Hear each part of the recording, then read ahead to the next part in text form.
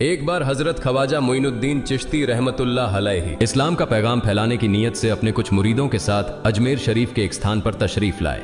जिस मुकाम पर हजरत ख्वाजा मोइनुद्दीन चिश्ती रहमतुल्लाह अलैहि ने क़याम किया, वहां के करीब ही एक बड़ा तालाब था जिसे स्थानीय हिंदू लोग अनासागर कहते थे।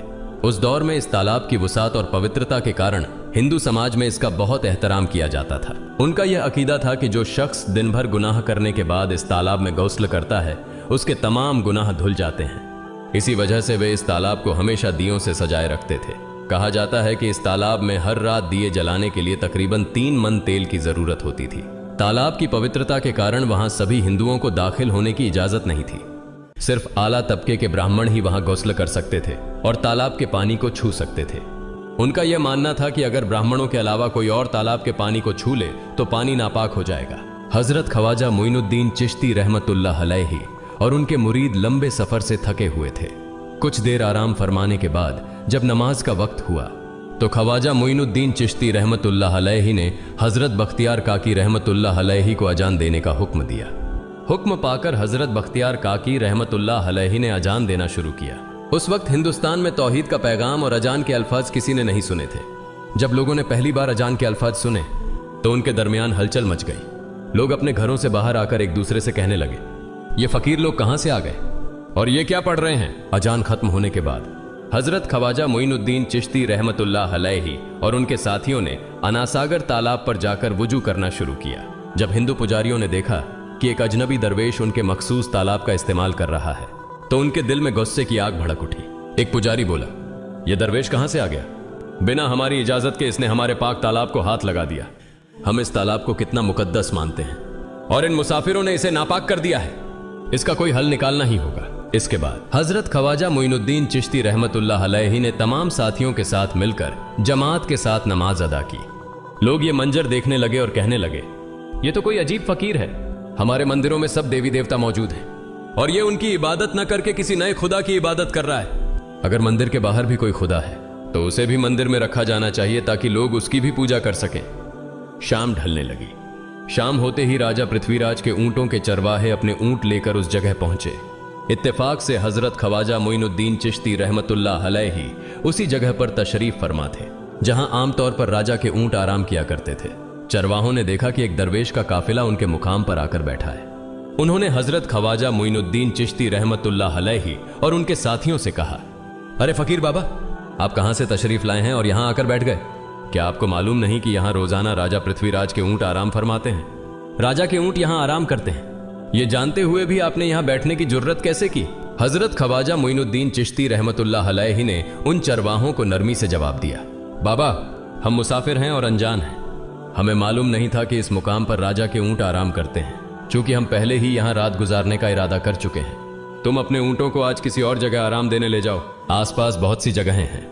हजरत ख्वाजा मोइनुद्दीन चिश्ती रहमतुल्लाह अलैहि का जवाब सुनकर पृथ्वीराज के चरवाहे बोले, फकीर की हिम्मत तो देखो, कहता है कि राजा के ऊंटों को कहीं और ले जाएं और खुद यहां बैठे रहेंगे। फकीर बाबा, यह तो हरगिज मुमकिन नहीं है। राजा के ऊंट अपने ही मुकाम पर बैठेंगे। यह कहकर चरवाहों ने हजरत ख्वाजा मोइनुद्दीन चिश्ती रहमतुल्लाह अलैहि और उनके साथियों को वहां से उठाने के लिए दुर्व्यवहार करना शुरू कर दिया। हजरत ख्वाजा मोइनुद्दीन चिश्ती रहमतुल्लाह अलैहि बहुत ही सरल स्वभाव के थे। जब उन्होंने देखा कि चरवाहे दुर्व्यवहार कर रहे हैं तो उन्होंने बख्तियार काकी रहमतुल्लाह अलैहि से कहा, बख्तियार, हम यहां बैठकर क्या करेंगे? जब राजा के ऊंटों को यहीं बैठाना है तो रहने दो, ऊंट यहीं बैठें, हम यहां से जा रहे हैं। यह कहकर हजरत ख्वाजा मोइनुद्दीन चिश्ती रहमतुल्लाह अलैहि अपने साथियों के साथ वहां से चले गए। अगली सुबह जब ऊंटों को फिर से चरागाह में ले जाने का समय आया तो चरवाहे ऊंटों को उठाने की कोशिश करने लगे, लेकिन बार बार कोशिश के बावजूद वे ऊंटों को उठा नहीं सके, क्योंकि अल्लाह के वली हजरत ख्वाजा मोइनुद्दीन चिश्ती रहमतुल्लाह अलैहि ने कहा था कि ऊंट यहीं बैठेंगे। अल्लाह रब्बुल आलमीन ने उनकी यह दुआ कबूल कर ली थी और ऊंटों को आदेश दिया था कि जब तक मोइनुद्दीन चिश्ती खुद नहीं कहेंगे तब तक वे यहीं बैठे रहेंगे। इसके बाद चरवाहे ऊंटों के न उठने का कारण जानने लगे। उनमें से एक नेक चरवाहा था जिसने कहा, क्या तुम्हें याद है कि हमने कल यहां से एक दरवेश को उठाया था? जाते जाते उन्होंने कहा था कि हम जा रहे हैं, राजा के ऊंट यहीं बैठेंगे। मुझे लगता है कि उनके कहे शब्दों के कारण ही राजा के ऊंट उठ नहीं पा रहे हैं। शायद वह कोई बड़े वली हैं या अल्लाह का कोई अवतार है। इस बात को महामहिम राजा के समक्ष रखते हैं। इसके बाद चरवाहे पृथ्वीराज के पास पहुंचे और हाथ जोड़कर निवेदन किया, महाराज, हमने बहुत कोशिश की, लेकिन आपके ऊंटों को उनके स्थान से नहीं उठा सके और उन्हें चरागाह में घास चराने नहीं ले जा पा रहे हैं। राजा पृथ्वीराज ने आश्चर्य से पूछा, क्या ऊंटों को कोई बीमारी है जिस कारण वे उठ नहीं पा रहे? चरवाहों ने कहा, महाराज, ऊंट पूरी तरह स्वस्थ हैं, उन्हें कोई बीमारी नहीं है। पृथ्वीराज ने कहा, तो फिर वे अपनी जगह से क्यों नहीं उठ रहे? चरवाहों ने कहा, महाराज, कल उस स्थान पर एक दरवेश बैठे थे, हमने उनके और उनके साथियों के साथ काफी दुर्व्यवहार किया और उन्हें वहां से उठा दिया था। जाते जाते उन्होंने कहा था, राजा के ऊंट यहाँ बैठेंगे और उठेंगे नहीं। हमें लगता है कि दरवेश की बद्दुआ के कारण ही ऊंट अपनी जगह से नहीं उठ पा रहे हैं। तब पृथ्वीराज ने हुक्म दिया, अच्छा, जाओ और उस दरवेश को मेरे पास ले आओ। जब हजरत ख्वाजा मोइनुद्दीन चिश्ती रहमतुल्लाह अलैहि पृथ्वीराज के दरबार में पहुंचे तो पृथ्वीराज ने उनसे पूछा, ए दरवेश, आपने मेरे ऊंटों को क्यों पंगु बना दिया है? मेरे ऊंट भूखे मर रहे हैं, कृपया अपना जादू उनसे हटा लें। अगर जादू नहीं हटाया तो मेरे ऊंट भूखे मर जाएंगे। पृथ्वीराज की बात सुनकर हजरत ख्वाजा मोइनुद्दीन चिश्ती रहमतुल्लाह अलैहि मुस्कुराते हुए बोले, हे अल्लाह के बंदे, हम मुसलमान हैं और मुसलमान कभी जादू नहीं करते। तुम्हारे ऊंटों को मैंने नहीं बल्कि इस संसार के पालनहार महान अल्लाह रब्बुल आलमीन ने बैठाया है। उनकी आज्ञा से ऊंट बैठे हैं और उनकी आज्ञा से ही उठेंगे। लेकिन मैं उस सर्वशक्तिमान से प्रार्थना कर सकता हूं कि वह तुम्हारे ऊंटों को उठने की अनुमति दे। इसके बाद हजरत ख्वाजा मोइनुद्दीन चिश्ती रहमतुल्लाह अलैहि ने अल्लाह से दुआ की, हे अल्लाह, इन ऊंटों को उनकी जगह से उठने की तौफीक दें। हजरत ख्वाजा मोइनुद्दीन चिश्ती रहमतुल्लाह अलैहि की दुआ करते ही चरवाहों ने देखा कि ऊंट अपनी जगह से उठकर चरागाह की ओर बढ़ने लगे। यह दृश्य देखकर चरवाहे चकित रह गए और हजरत ख्वाजा मोइनुद्दीन चिश्ती रहमतुल्लाह अलैहि की करामत की खबर पूरे अजमेर में फैल गई। जैसे जैसे हिंदुओं के बीच हजरत ख्वाजा मोइनुद्दीन चिश्ती रहमतुल्लाह अलैहि की करामत की बातें फैलने लगीं और इस्लाम की महानता उनके सामने प्रकट होने लगी, मंदिर के पुजारी भयभीत हो गए। वे सोचने लगे, अगर यही चलता रहा तो सभी हिंदू मुसलमान बन जाएंगे। तब वे पृथ्वीराज के पास पहुंचे और निवेदन किया, महाराज, ये दरवेश हमारे राज्य में अशांति फैला रहे हैं। यदि आपने अभी इनका कोई उचित समाधान नहीं निकाला तो ये दरवेश सभी हिंदुओं को मुसलमान बना देंगे और तब हमारे देवताओं की पूजा करने वाला कोई नहीं बचेगा। आप इन्हें यहां से भगा दें, नहीं तो ये हमें यहां से बाहर निकाल देंगे। महाराज, हम आपको एक और भयावह बात बताना चाहते हैं। ये दरवेश कहते हैं कि जिन मूर्तियों की हम पूजा करते हैं वे पूजनीय नहीं है। उनका कहना है कि ये केवल निर्जीव पत्थर है जिनमें कोई शक्ति नहीं है। ये साधारण लोगों को इस तरह की बातें बताकर भ्रमित करना चाहते हैं। सबसे आपत्तिजनक बात यह है कि ये दरवेश हर दिन 5 बार हमारे पवित्र तालाब में हाथ लगाकर उसे अपवित्र कर रहे हैं। पुरोहितों की बात सुनकर पृथ्वीराज ने हजरत ख्वाजा मोइनुद्दीन चिश्ती रहमतुल्लाह अलैहि को बुलाया। जब हजरत ख्वाजा मोइनुद्दीन चिश्ती रहमतुल्लाह अलैहि उनके दरबार में पहुंचे तो पृथ्वीराज ने कहा, ए दरवेश, हम देख रहे हैं कि आप गोमाता का मांस खाते हैं और हमारे देवताओं का अपमान करते हैं। हमारे धर्म के बारे में तरह तरह की उल्टी सीधी बातें कर रहे हैं। हम यह सहन नहीं कर सकते। हम यह भी देख रहे हैं कि आप हमारे पवित्र तालाब को अपने अपवित्र हाथों से खराब कर रहे हैं। आप तुरंत हमारे देश से चले जाएं। हजरत ख्वाजा मोइनुद्दीन चिश्ती रहमतुल्लाह अलैहि ने कहा, बाबा, हम लोग तो केवल वुजू करते हैं, नहाते नहीं। अगर पूरी देह के स्पर्श से आपके तालाब का पानी खराब नहीं होता है तो केवल हमारे हाथ और चेहरे के पानी से तालाब अपवित्र कैसे हो सकता है? यह सुनकर पृथ्वीराज ने कहा, वे सभी लोग हमारे धर्म के हैं जबकि तुम लोग कहीं और से आ गए हो। तुम हमारे धर्म के नहीं हो, इसलिए तुम्हारे हाथ लगाने से हमारा तालाब अपवित्र हो जाता है। तब हजरत ख्वाजा मोइनुद्दीन चिश्ती रहमतुल्लाह अलैहि ने कहा, अच्छा बाबा, हम अब आपके तालाब के पानी को हाथ नहीं लगाएंगे, लेकिन हमें पानी की जरूरत है तो हम चाहते हैं कि केवल एक बर्तन में पानी ले लें। पृथ्वीराज ने कहा, ठीक है, तुम पानी ले सकते हो, लेकिन तुम्हारा बर्तन तालाब में लगे, तुम्हारे हाथ नहीं।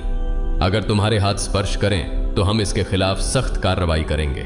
राजा के साथ सहमति के बाद हजरत ख्वाजा मोइनुद्दीन चिश्ती रहमतुल्लाह अलैहि ने अपने मुख्य खलीफा बख्तियार काकी रहमतुल्लाह अलैहि से कहा, बख्तियार, जाओ और राजा के तालाब से एक बर्तन में पानी ले आओ, लेकिन बहुत सावधानी से पानी लेना ताकि तुम्हारा हाथ तालाब के पानी को छू न सके।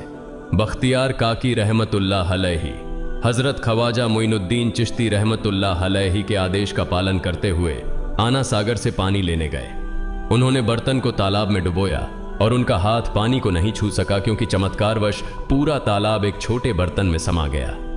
आना सागर पूरी तरह से सूख गया और उसकी तली में केवल सूखी रेत दिखाई देने लगी। जब पुरोहितों ने देखा कि उनके पवित्र तालाब में एक भी बूंद पानी नहीं बची है और वह मरुस्थल की तरह सूख गया है तो वे घबराते हुए राजा पृथ्वीराज के पास गए और बोले, महाराज, यह तो भारी संकट हो गया है। पृथ्वीराज ने पूछा, क्या हुआ? पुरोहितों ने कहा, उस दरवेश ने हमारे पूरे तालाब का पानी ले लिया है। अब हमारे पवित्र तालाब में एक बूंद भी पानी नहीं है। अगर इस तालाब में पानी नहीं होगा तो हम अपने पापों का प्रायश्चित कैसे करेंगे? दूर दूर से हजारों हिंदू लोग इस तालाब में स्नान करने आते हैं ताकि वे अपने पाप धो सकें। अगर पानी नहीं रहेगा तो वे यहां आना बंद कर देंगे, जिससे हमारा बड़ा नुकसान होगा और अजमेर की मान मर्यादा मिट्टी में मिल जाएगी। पृथ्वीराज गहरे विचार में पड़ गए। वे हजरत ख्वाजा मोइनुद्दीन चिश्ती रहमतुल्लाह अलैहि के खिलाफ कोई कठोर कदम उठाने से झिझक रहे थे, क्योंकि उन्हें आशंका थी कि अगर उन्होंने दरवेश के खिलाफ सैनिक भेजे और दरवेश ने सैनिकों पर भी जादू कर दिया तो उनकी परेशानी और बढ़ जाएगी। इसलिए उन्होंने कहा, तुम लोग जाओ और उस दरवेश को मेरे पास बुला कर लाओ। मैं देखता हूं कि वह क्या चाहता है। अगर उसकी मांग उचित होगी तो हम उसे मान लेंगे, और यदि उचित नहीं हुई तो हम माफी मांगकर अपना तालाब का पानी वापस ले लेंगे। जब हजरत ख्वाजा मोइनुद्दीन चिश्ती रहमतुल्लाह अलैहि पृथ्वीराज के दरबार में पहुंचे तो पृथ्वीराज ने कहा, ऐ बाबा, आपने हमारे तालाब का सारा पानी ले लिया है। हम अपने पापों का प्रायश्चित कैसे करेंगे? पूरे दिन के पाप हम इस तालाब में स्नान करके धोते हैं।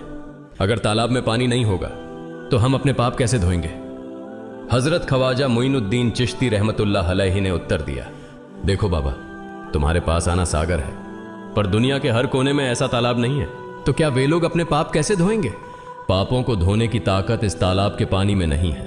पापों को माफ करने वाला केवल अल्लाह है, जिसने आकाश, धरती और पूरी सृष्टि बनाई है। उसकी इजाजत के बिना एक पत्ता भी नहीं हिलता। इसलिए मैं तुम्हें इस भ्रम को छोड़कर सही राह पर आने की दावत देता हूं। वहां मौजूद हजारों हिंदू हजरत ख्वाजा मोइनुद्दीन चिश्ती रहमतुल्लाह अलैहि की बातें मंत्रमुग्ध होकर सुन रहे थे। इसके बाद उन्होंने कहा, जाओ बख्तियार, जिस बर्तन में तुमने तालाब का पानी लिया था उसे वापस तालाब में डालाओ। बख्तियार काकी रहमतुल्लाह अलैहि हजरत ख्वाजा मोइनुद्दीन चिश्ती रहमतुल्लाह अलैहि के हुक्म से आना सागर में बर्तन का पानी डालने गए। जैसे ही बर्तन का पानी तालाब में डाला, आना सागर फिर से पानी से लबालब भर गया। इस चमत्कार को देखकर वहां मौजूद कई हिंदुओं ने कलमा पढ़कर इस्लाम कबूल कर लिया। यह देखकर हिंदू पुरोहितों और पंडितों की चिंता बढ़ गई। वे पृथ्वीराज के पास गए और बोले, महाराज, यदि अब कोई उपाय नहीं किया गया तो सारे हिंदू मुसलमान हो जाएंगे। पृथ्वीराज ने कहा, मुझे सलाह दो, इस दरवेश का मुकाबला कैसे किया जा सकता है? पुरोहितों ने कहा, यह दरवेश एक बड़ा जादूगर है, इसलिए इसका मुकाबला भी जादू से करना होगा। हमारे बीच एक बड़े पुरोहित और जादूगर रामदेव हैं, उन्हें इसके मुकाबले में भेजें। अगर वह जादू से इसे हरा सके तो हम अपने हिंदू धर्म का गौरव फिर से प्राप्त कर सकेंगे।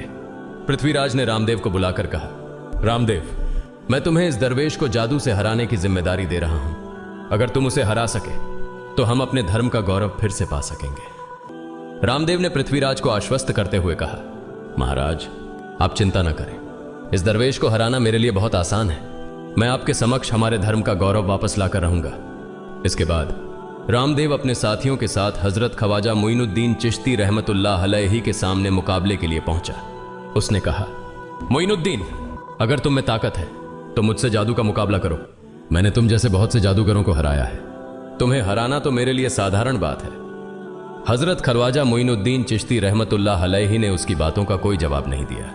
रामदेव ने देखा कि हजरत ख्वाजा मोइनुद्दीन चुप हैं, तो उसने गाली गलौज करना शुरू कर दिया। जब रामदेव अपनी हदें पार कर गया तो हजरत ख्वाजा मोइनुद्दीन ने उसकी आंखों में देखते हुए कहा, रामदेव, तू चिल्ला रहा है, लेकिन मैं तेरे माथे पर ईमान की रोशनी देख रहा हूं। हजरत ख्वाजा मोइनुद्दीन चिश्ती रहमतुल्लाह अलैहि की यह बात सुनते ही रामदेव कांपने लगा, और उसी क्षण अल्लाह रब्बुल आलमीन ने उसके दिल में ईमान की रोशनी डाल दी।